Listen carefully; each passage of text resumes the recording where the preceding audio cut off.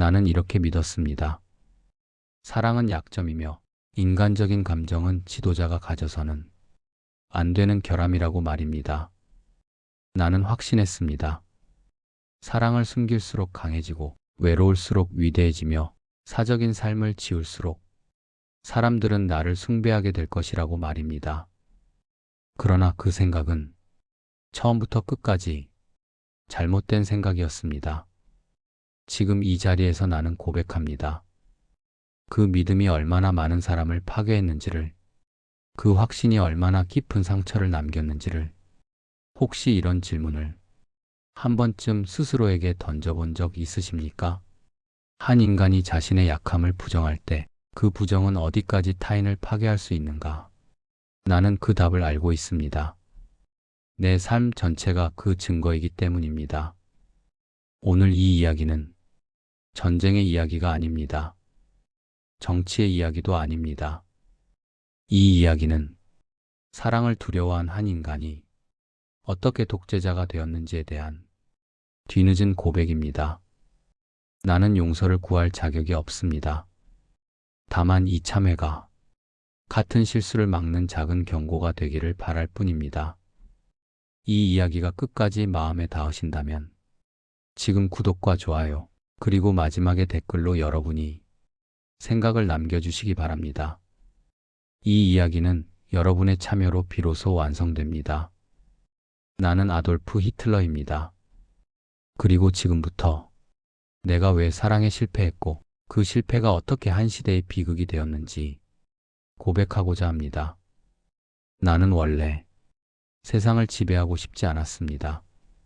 사람들 앞에 서서 명령하고 싶지도 않았습니다. 나는 그저 그리고 싶었습니다. 연필이 종이를 긁는 소리, 물감이 번져나가는 순간 형태가 생기고 침묵이 의미를 갖는 그 시간들을 나는 진심으로 사랑했습니다. 그림을 그리고 있을 때만큼은 세상이 나를 밀어내지 않았습니다. 그 안에서는 가난도 고독도 실패도 잠시 숨을 멈추었습니다. 나는 빈의 거리에서 건물을 그렸고 창문을 그렸고 빛이 떨어지는 모서리를 집요하게 따라 그렸습니다. 그림은 내가 세상과 대화할 수 있는 유일한 언어였습니다. 지금 돌이켜보면 그때 나는 순수했습니다. 아직 누구도 해치지 않은 한 명의 젊은이에 불과했습니다. 그러나 빈 미술 아카데미는 나를 받아들이지 않았습니다. 한 번, 그리고 또 한 번, 나는 낙방했습니다. 그 순간, 나는 그림에 버림받았다고 느꼈습니다. 사랑하던 것이 나를 외면한 것처럼 느껴졌습니다. 그리고 그때 나는 선택을 해야 했습니다. 실패를 받아들일 것인가? 아니면 세상을 탓할 것인가? 나는 후자를 택했습니다. 그것이 내 인생 최초의 그리고 가장 치명적인 잘못이었습니다. 나는 예술을 포기한 것이 아니라 예술에게서 거절당했다고 믿었습니다. 그리고 그 믿음은 내 마음 깊은 곳에서 조용히 상처가 되어 쌓여갔습니다. 그때부터 나는 그림을 사랑하면서도 그림을 그리는 사람들을 질투하기 시작했습니다. 그들이 자유롭게 표현할 때 나는 움츠러들었고 그들이 인정받을 때 나는 사라지는 기분이 들었습니다. 그 사랑은 순수하지 못했습니다. 사랑과 열망 사이에 패배감과 분노가 끼어들었습니다. 내가 인정해야 했던 것은 간단했습니다. 나는 충분히 재능이 없었고 그것은 누구의 잘못도 아니었습니다. 그러나 나는 그 사실을 끝내 받아들이지 못했습니다. 그 비겁함이 훗날 수백만의 목숨을 앗아갔습니다. 나는 그때 알지 못했습니다. 그림을 향한 이 왜곡된 사랑이 언젠가 사람과 세계를 향한 증오로 변해가고 있다는 사실을 말입니다. 권력을 손에 쥐었을 때 나는 예술을 정면으로 바라볼 용기가 없었습니다. 그래서 심판하려 들었습니다. 나는 예술을 보호한다 말했으나 실상은 예술 앞에서 느끼는 나의 열등감을 숨기고 있었습니다. 내가 타락한 예술이라 규정한 것들은 사실 내가 이해하지 못한 것, 내가 닿지 못한 세계였을 뿐입니다. 자유로운 색채, 논리를 거부하는 상상력, 형태를 깨뜨리는 용기. 그 모든 것은 내가 끝내 갖지 못한 능력이었습니다. 그래서 나는 그것을 타락이라 불렀습니다. 이해하지 못하는 것을 병이라 규정했습니다. 지금 나는 부끄럽습니다. 한 인간의 무지가 어떻게 문화를 파괴하는 명분이 되었는지, 그 중에서도 나를 가장 불편하게 만든 화가가 있었습니다. 마르크 샤갈이었습니다. 샤갈의 그림 속에는 중력이 없었습니다. 사람이 날아다니고 염소와 연인이 하늘을 떠다니며 현실과 꿈이 구분되지 않았습니다. 나는 그 자유를 견딜 수 없었습니다. 그는 내가 갈 수 없었던 세계를 아무렇지 않게 오가고 있었습니다. 그리고 그는 유대인이었습니다. 그의 정체성은 나에게 질투를 정당화할 구실을 주었습니다. 나는 개인적 열등감을 민족적 증오로 포장했습니다. 나는 그 사실을 증오의 이유로 삼았습니다. 그러나 고백하건대 그 이전에 이미 질투가 있었습니다. 유대인이라는 정체성은 내 질투를 정당화해주는 가장 편리한 구실이었습니다. 이것이 대량학살의 시작이었습니다. 개인의 패배를 민족의 문제로 바꾸고 나의 무능을 타인의 음모로 치환하는 순간 인간은 악마가 됩니다. 나는 개인의 패배를 민족의 문제로 바꾸었고 나의 무능을 타인의 음모로 치환했습니다. 그래서 나는 말했습니다. 이 예술은 독일을 병들게 한다. 그러나 진실은 하나였습니다. 그 예술은 나를 드러내고 있었습니다. 샤갈의 그림은 내가 얼마나 상상력이 빈곤한 인간인지, 얼마나 현실에 매달린 인간인지를 적나라하게 비추고 있었습니다. 그래서 나는 그 그림들을 전시장에 세워 조롱하게 했고 거리에서 불태웠습니다. 불길은 캠퍼스를 태웠지만 사실은 내가 닿지 못한 세계에 대한 분노가 타오르고 있었습니다. 나는 불길 속에서 예술이 사라지기를 바랐습니다. 그러나 사라진 것은 예술이 아니라 내 마지막 인간성이었습니다. 나는 예술을 제거하면 그 불안도 사라질 것이라 믿었습니다. 그러나 예술은 사라지지 않았고 오히려 내 폭력만이 더 선명해졌습니다. 지금에 와서야 나는 압니다.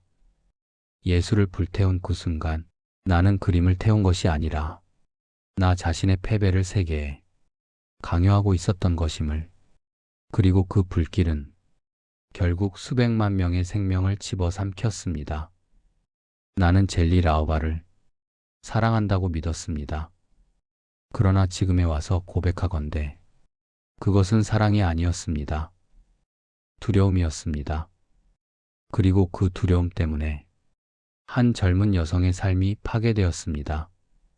나는 그녀를 잃을까 두려웠고 그 두려움은 곧 통제가 되었습니다. 젤리가 외출하려 할 때 나는 자연스럽게 묻는 척하며 누구를 만나는지 확인했습니다.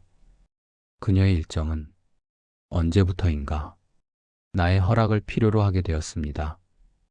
그녀가 웃으며 다른 남자의 이름을 말했을 때 나는 침묵으로, 때로는 분노로 반응했습니다. 나는 말했습니다. 너를 걱정해서 그렇다. 그러나 그것은 걱정의 언어가 아니라 소유의 언어였습니다. 그러나 그것은 걱정이 아니라 소유 욕망이었습니다. 젤리가 자유를 말할 때 나는 그녀를 꾸짖었습니다. 너는 아직 세상을 모른다. 나는 너를 보호하는 것이다. 그 말 속에는 사랑의 언어가 아니라 우월감이 숨어 있었습니다. 나는 그녀를 한 명의 인간으로 대하지 않았습니다. 대신 내 소유물처럼, 내 불안을 달래줄 도구처럼 다루었습니다. 그녀는 점점 말을 아꼈고 내 눈치를 살폈으며 자신의 생각을 숨기기 시작했습니다. 나는 그것을 안정이라 착각했습니다. 사랑이 자리를 잡았다고 스스로를 속였습니다. 그러나 그녀는 서서히 사라지고 있었습니다. 그녀의 얼굴에서 생기가 빠져나갈 때 나는 보지 않았고 보고 싶지 않았습니다. 나는 그녀의 침묵을 순종이라 착각했습니다. 하지만 그것은 순종이 아니라 질식이었습니다. 그리고 결국 그녀는 나의 세계에서 영원히 사라졌습니다. 그날 이후 나는 알아야 했습니다. 하지만 배우지 못했습니다. 대신 더 교묘한 방식으로 다음 사람을 통제하는 법을 익혔습니다. 그날 이후 나는 이해해야 했습니다. 사랑이 상대의 숨을 막는 순간 그 사랑은 이미 폭력이 되어버린다는 사실을 말입니다. 젤리의 죽음은 나의 책임입니다. 나는 그 죄를 인정합니다.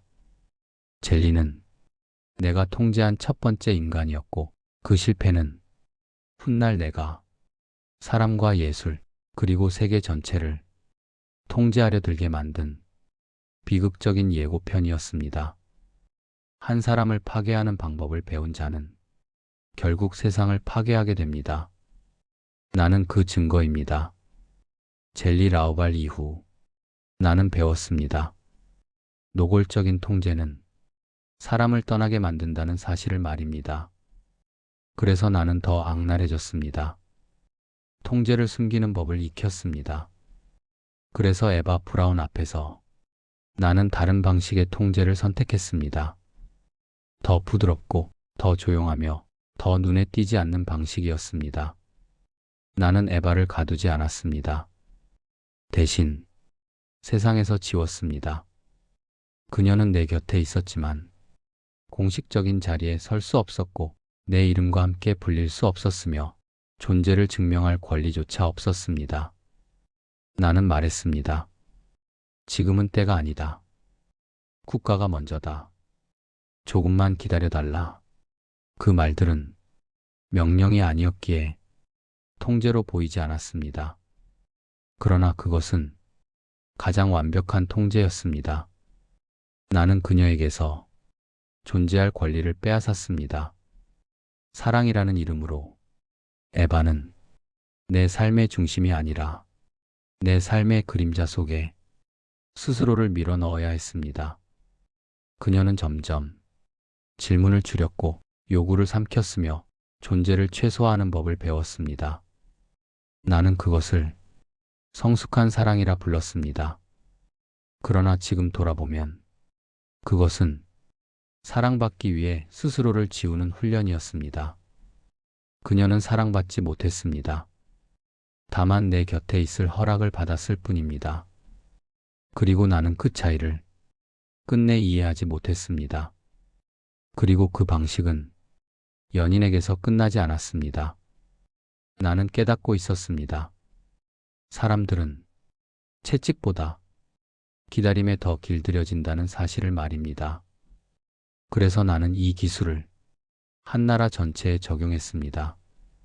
나는 민중에게도 같은 방식을 사용했습니다. 즉각적인 폭력 대신 약속을 주었고 자유 대신 미래를 제시했으며 의심 대신 신비를 남겼습니다. 사람들은 내가 무엇을 생각하는지 알 수 없었고 그 알 수 없음은 두려움이 아니라 숭배가 되었습니다. 에바가 나는 누구입니까? 라고 묻지 못했듯 민중 또한 우리는 어디로 가고 있습니까? 라고 묻지 못하게 되었습니다. 그 순간 나는 깨닫지 못했습니다. 사랑을 통제하는 법을 익힌 자는 결국 사람 전체를 통제하게 된다는 사실을 말입니다. 에바 브라운은 나의 마지막 연인이었지만 동시에 나의 독재가 완성되는 실험장이었습니다. 그녀에게 사용한 침묵의 통제, 기다림의 통제, 존재를 지우는 방식은 곧 민중을 다루는 기술로 확장되었습니다. 나는 한 여성을 침묵시키는 방법으로 한 민족을 침묵시켰습니다. 그리고 그 침묵 속에서 홀로코스트가 시작되었습니다. 그리고 그때부터 나는 더 이상 사랑을 잃은 남자가 아니라 사람을 잃게 만드는 독재자가 되어 있었습니다. 내가 머물던 곳으로 들어가려면 먼저 긴 복도를 지나야 했습니다. 복도는 직선이었고 끝이 보이지 않았습니다. 그 길 위에는 문이 하나가 아니라 여러 개 있었습니다. 문을 하나 열면 또 하나의 문이 나왔고 그 문을 지나면 다시 더 안쪽의 문이 기다리고 있었습니다. 사람들은 그 문들을 보안이라 불렀습니다. 그러나 나는 알고 있었습니다. 그 문들은 사람과 사람 사이의 거리였고 마음과 마음 사이에 세운 장벽이었습니다. 나는 가까움이 두려웠습니다. 가까워질수록 내 약함이 드러날 것 같았고 내 부족함이 들킬 것 같았습니다. 그래서 나는 문을 만들었습니다. 수많은 문을. 나는 늘 가장 안쪽에 있었습니다. 누군가 나에게 다가올수록 더 많은 문을 통과해야 했습니다. 그 과정에서 질문은 줄어들고 목소리는 낮아지며 마침내 침묵이 남았습니다. 그 구조는 우연이 아니었습니다. 나는 가까움을 두려워했고 가까움이 생길수록 통제력을 잃는다고 믿었습니다. 그래서 나는 공간으로 통제했고 동선으로 위계를 만들었으며 문으로 관계를 분절했습니다. 그 복도는 권력의 길이었고 동시에 사랑을 밀어내는 통로였습니다. 에바가 나에게 다가오려 할수록 그녀는 더 많은 문 앞에 멈춰 서야 했습니다. 그저 문을 하나 더 만들었을 뿐입니다. 나는 비겁했습니다. 사랑할 용기가 없어서 사랑하는 사람을 밀어냈습니다. 그렇게 통제는 명령이 아니라 구조가 되었고 폭력이 아니라 일상이 되었습니다. 그리고 그 구조 속에서 수백만 명이 침묵했고 수백만 명이 사라졌습니다. 나는 점점 설명하지 않는 사람이 되었습니다. 설명은 친밀함을 낳고 친밀함은 내가 가장 두려워하던 것이었기 때문입니다. 나는 두려움을 권력으로 착각했고 고독을 위대함으로 포장했습니다. 사람들은 나를 이해하지 못할수록 나를 더 크게 보았습니다. 말을 아낄수록 의미를 덧붙였고 침묵할수록 신화를 만들어냈습니다. 나는 그것을 우연히 얻은 것이 아니라 구조로 만들어냈습니다. 긴 복도, 여러 개의 문, 가까워질수록 낮아지는 목소리, 질문할수록 멀어지는 거리. 그 모든 것은 권력의 연출이었고 통제의 미학이었습니다. 지금 와서 생각하면 그것은 연출이 아니라 비겁함의 체계화였습니다. 사람들은 내가 무엇을 생각하는지 알 수 없었고 그 알 수 없음은 두려움이 아니라 숭배가 되었습니다. 나는 더 이상 명령하지 않아도 되었습니다. 사람들은 스스로 나를 해석했고 스스로 나를 정당화했습니다. 그 순간 통제는 완성되었습니다. 보이지 않는 통제, 의심조차 허락되지 않는 통제.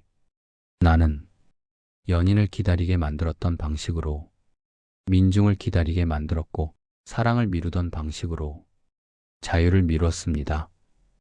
그리고 그 기다림 속에서 가스실이 가동되었고 기차가 출발했습니다. 그렇게 신비는 권력이 되었고 권력은 독재가 되었습니다. 나는 인간이기를 멈춘 대가로 절대적인 위치에 섰습니다. 그러나 그 자리에는 아무도 함께 설 수 없었습니다. 나는 혼자였고 그 고독 속에서 인류사 최악의 범죄가 저질러졌습니다. 마침내 모든 문이 닫혔을 때 나는 혼자가 되었습니다. 연설도 사라지고 군중도 흩어지고 찬사는 침묵으로 바뀌었습니다. 그제서야 나는 나 자신과 마주하게 되었습니다. 나는 그때서야 보았습니다. 내가 평생 피해 다녔던 것은 다름 아닌 나 자신이었다는 사실을 나는 깨달았습니다. 내가 두려워했던 것은 사랑이 아니라 사랑 앞에서 드러날 나 자신이 부족함이었다는 사실을 말입니다. 나는 예술가가 되지 못한 상처를 600만 명의 유대인으로 메우려 했습니다. 나는 예술가가 되지 못한 상처를 증오로 덮었고 연인에게 다가가지 못한 비겁함을 통제로 바꾸었으며 인간으로 남을 용기가 없었던 대신 독재자가 되었습니다. 연인 앞에서 솔직해지지 못한 비겁함을 전 세계를 향한 폭력으로 치환했습니다. 인간으로 남을 용기가 없어서 괴물이 되었습니다. 그 결과 수많은 사람이 내 내면의 결핍을 대신 치러야 했습니다. 나의 결핍은 아이들의 목숨으로, 어머니들의 비명으로, 아버지들의 시신으로 치러졌습니다. 지금에 와서야 나는 알게 되었습니다. 사랑은 약점이 아니었고 설명은 위협이 아니었으며 가까움은 권력을 무너뜨리는 것이 아니라 인간을 지켜주는 마지막 장치였다는 사실을 말입니다. 사랑은 약점이 아니라 인간성의 마지막 보루였습니다. 나는 그 보루를 스스로 무너뜨렸고 그 자리에 지옥을 세웠습니다. 모든 문이 닫힌 뒤에야 나는 참회를 시작합니다. 그러나 그 참회는 너무 늦었습니다.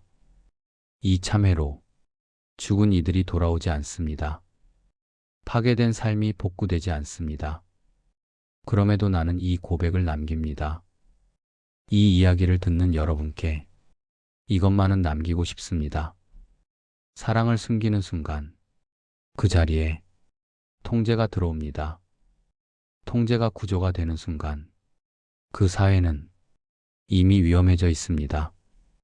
그리고 한 사람의 내면이 무너질 때 그 무너짐은 결국 세상 전체를 무너뜨립니다. 나는 그 증거입니다. 살아있는 경고입니다. 부디 저와 같은 괴물이 다시는 이 세상에 나타나지 않기를 바랍니다. 그러기 위해서는 우리 모두 사랑 앞에서 솔직해질 용기를 가져야 합니다. 약함을 인정할 용기, 실패를 받아들일 용기, 그리고 타인의 자유를 존중할 용기를 말입니다. 이 이야기가 여러분의 마음에 작은 경고로 남았다면 구독과 좋아요, 그리고 댓글로 여러분의 생각을 남겨주시기 바랍니다. 여러분의 한 문장이 이 이야기를 비극이 아닌 성찰로 남게 만듭니다. 나는 용서받을 수 없는 죄인입니다. 그러나 이 고백이 같은 비극을 막는 작은 돌멩이가 되기를 바랍니다. 지금까지 모든 문이 닫힌 뒤에야 사랑을 이해한 한 인간의 참회였습니다.